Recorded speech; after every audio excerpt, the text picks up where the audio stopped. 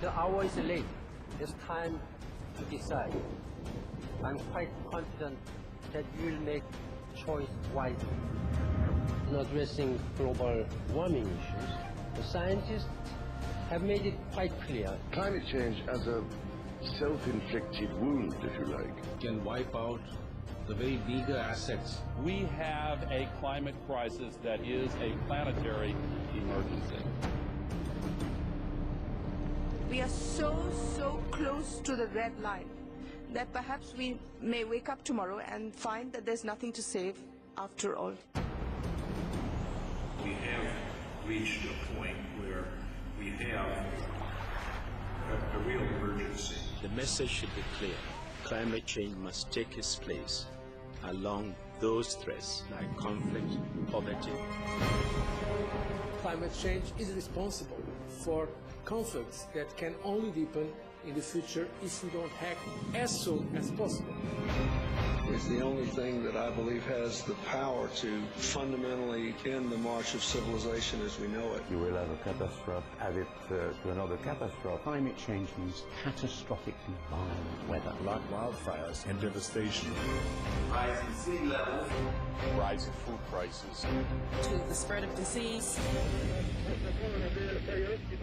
If the future of the world depended on me, what would I do?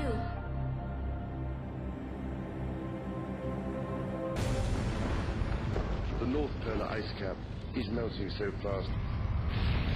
But what seems to me to be important is that some of the effects we're witnessing now are happening twice as fast as scientists were predicting just 5 years ago.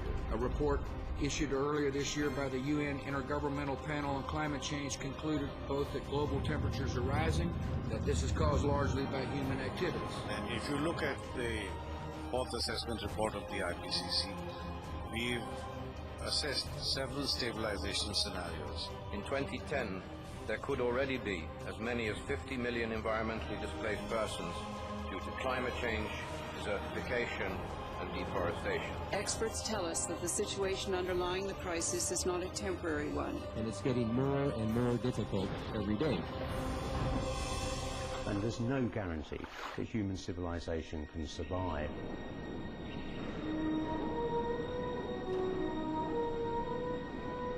The doomsday clock of climate change is ticking ever faster towards midnight. We are simply not reacting quickly enough. Do we need to move faster to answer the question? Yes, we do, because we have less time than we thought we had. So climate change is obviously going to have a major negative impact. The scale and the pace of environmental change at the beginning of the 21st century are a serious wake-up call to us as human beings on this planet. We know without a doubt that global warming is a reality, and the question today is not is it happening and not is it bad, but what are we going to do about it? We are all part of the program of global warming. Let us all be part of the solution. The challenge you face is to prove to people that you are serious about adaptation to the unavoidable. Meat production and consumption is hugely intensive in terms of carbon dioxide emissions. More than all cars, trucks, and ships added together. Unless we change our food choices, nothing else matters, because it is meat that is destroying most of our forests. It's meat that pollutes the waters. It is meat that is creating disease, which leads to all our money being diverted to hospitals. So it's the first choice for anybody who wants to save the earth. The food we eat and how it's grown and the kind of food we eat matters a lot. Everything comes with an environmental price. Beef production in particular. We consume far too much meat in this world.